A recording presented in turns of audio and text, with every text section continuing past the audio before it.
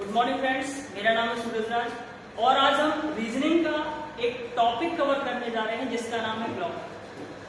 तो आज हम क्लॉक में देखेंगे एग्जाम में किस तरीके से क्वेश्चन पूछे जाते हैं और उनको विदाउट पेन और कॉपी कैसे सोल्व करना है विद इन सेकंड। ठीक है, तो चलिए आज हम स्टार्ट करते हैं क्लॉक। चलिए, मेरे पास एक क्लॉक भी आप देख पा रहे होंगे। ठीक है, तो यहाँ पे देखिए क्वेश्चन कैसे बनते हैं। पहला क्वेश्चन जो बनता है यहाँ से वो पूछा जाता है रिलेटेड टू इमेज। अब इसका मतलब क्या है? इमेज का मतलब होता है एक क्वेश्चन बनेगा यहां से मिरर इमेज, दूसरा पूछा जाएगा वाटर इमेज। अब इसका मतलब क्या है? मान लीजिए घड़ी में 3 बजा हुआ है। घड़ी में कितना बजा हुआ है? 3। तो घड़ी में 3 बजा हुआ है तो इसको मिरर में देखने पर, दर्पण में देखने पर इसका प्रतिबिंब क्या दिखाई देगा। तो घड़ी में यदि 3 बजा हुआ है तो आप देख पा रहे होंगे कि जो यहाँ पर सुई है इसको हम बोलते हैं आवर वाली सुई, इसको कौन सी? मिनट की सुई। ठीक है, तो जो आवर की सुई है 3 पर है, तो जब हम इसको मिरर में देखेंगे तो इन 3 वाली सुई को कहाँ पे दिखाई देगी मेरे भाई? 9 पर। तो कहने का मतलब यदि एक घड़ी में 3 बजा हुआ है तो इसको मिरर में देखने पर क्या दिखाई देगा? तो पहला क्वेश्चन यहां से बनता है। दूसरा क्वेश्चन पूछा जाता है वाटर इमेज। सपोज एक घड़ी में 3 बजा हुआ है तो इसको वाटर में देखने पर, जल में देखने पर क्या इमेज बनेगी? चलिए, ऐसे ही नेक्स्ट सेकंड पूछा जाता है रिलेटेड टू एंगल, मतलब एंगल पर बेस्ड क्वेश्चन बनेगा।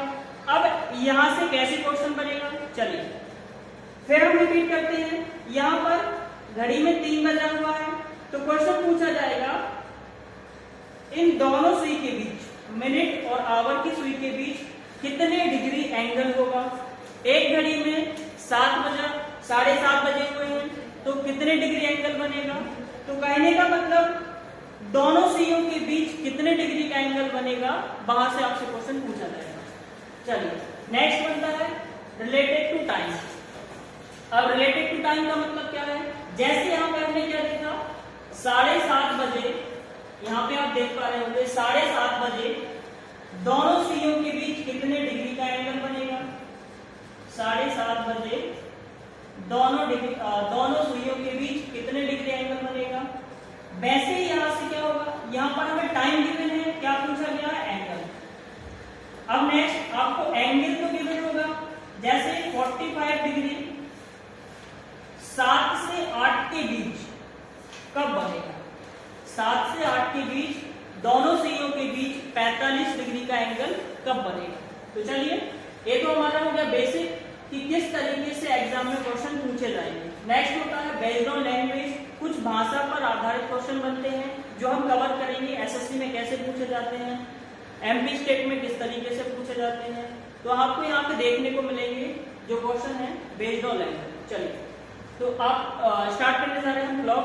पहला टाइप में पढ़ेंगे रिलेटेड टू इमेज। ठीक है, एक बार फिर रिपीट कर देता हूं मैं। क्लॉक चैप्टर में हम 4 टाइप के क्वेश्चन कवर करने जा रहे हैं। पहला जो बनता है रिलेटेड टू इमेज, दूसरा रिलेटेड टू एंगल, तीसरा रिलेटेड टू टाइम और चौथा यहाँ पे टाइप कवर करेंगे हम बेस्ड ऑन एंगल। चलो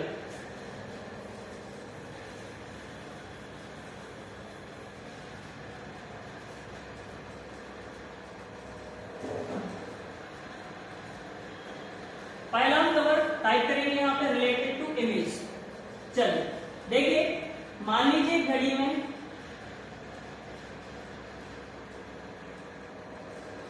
3 बजे हुए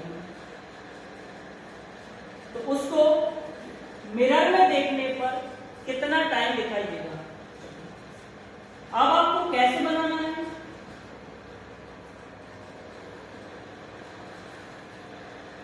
चलिए 12, 1, 2, 4, 5, 7, 8, 10, 11 और 12। ठीक है, याद रखिए जब भी आपसे क्वेश्चन पूछा जाए रिलेटेड टू इमेज और उसमें मिरर इमेज, यानी कि घड़ी में 3 बजे हुए हैं, 4 बजे हुए हैं, 5 बजे हुए हैं और उसको मिरर में देखने पर, दर्पण में देखने पर क्या प्रतिबिंब दिखाई देगा।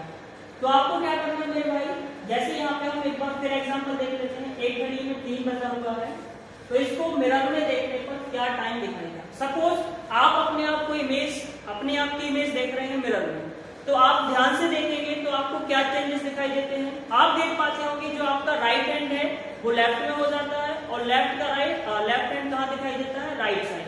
तो कहने का मतलब जब हम मिरर में देखते हैं किसी भी इमेज को तो टॉप और बॉटम तो सेम रहते हैं, मतलब हमारा जो हेड होता है वो सामने रहता है और पैर हमारे नीचे ही रहते हैं, लेकिन लेफ्ट और राइट क्या होते हैं, आपस में इंटरचेंज हो जाते हैं। ठीक है, तो वैसे ही यहाँ पर जो टॉप है मतलब जो मिनट वाली सुई है वो तो 12 पे ही रहेगी, लेकिन जो आवर वाली सुई है वो 3 पे थी, वो कहाँ आ जाएगी, 9 पे। तो अगर घड़ी में 3 बजा हुआ है तो इसको मिरर में देखने पर कितना टाइम दिखाई देगा आपको, 9 बजे होगी। ठीक है, अच्छा वैसे ही अगर एक सुई घड़ी में 10 बजा हुआ है तो कितना दिखाई देगा टाइम, 2 बजे। ठीक है, अगर हम बात करें कॉन्सेप्ट की तो कॉन्सेप्ट क्या है मेरे भाई, सिंपल सा आप इसको वर्टिकल कट कर दो। तो अगर एक घड़ी में 11 बजा हुआ है तो कितना दिखाई देगा, 1 पर। यदि 10 बजा हुआ है तो कितना दिखाई देगा, 2 बजा हुआ है। यदि 9 बजे हुए घड़ी में तो मिरर में देखने पर आपको दिखाई देगा 3। यदि घड़ी में 8 बजे हुए हैं तो आपको टाइम दिखाई देगा 4 मिरर में देखने पर। यदि घड़ी में 7 बजा हुआ है तो आपको कितना दिखाई देगा मेरे भाई, अगर 6 बजा हुआ है तो 6 का 6 ही रहेगा और 12 पे देखिए तो कितना रहेगा। ठीक है, अगर आपको और इसको इजी बनाना है और सरल करना है तो आपको सिंपल सा क्या करना है, देखिए जैसे घड़ी में 11 बजा हुआ था तो मिरर में देखने पर कितना दिखाई दे रहा है, 12। तो आप जरा देखो ध्यान से, अगर मैं इसको 12 से माइनस कर दूं तो 12 से जैसे ही मैंने 11 माइनस किया आंसर बना आ जाएगा। तो मतलब यदि घड़ी में 11 बजा हुआ है तो इसको हम 12 से माइनस करेंगे तो मिरर में इमेज क्या दिखाई देगा, 1। घड़ी में 10 बजा हुआ है, 12 से 10 माइनस करो कितना आएगा, 2। घड़ी में 9 बजा हुआ है, इसको हम 12 से माइनस करेंगे आंसर आएगा 3। घड़ी में 12 बजा हुआ है, 8 बजा हुआ है, 12 से माइनस करो कितना आएगा, 2। तो कहने का मतलब यदि आपसे क्वेश्चन पूछा जाता है दर्पण से या मिरर इमेज से रिलेटेड तो आपको क्या करना है, उसको 12 से सिंपल सा माइनस कर देना है। जैसे अब हम बात करते हैं घड़ी में 6:30 कितना है, एक घड़ी में 6:30 है, तो इसको मिरर में देखने पर क्या टाइम दिखाई देगा। अब आप देख पा रहे हो कि हम 12 से 6 को तो माइनस कर सकते हैं लेकिन 0 से 30 को माइनस नहीं कर सकते।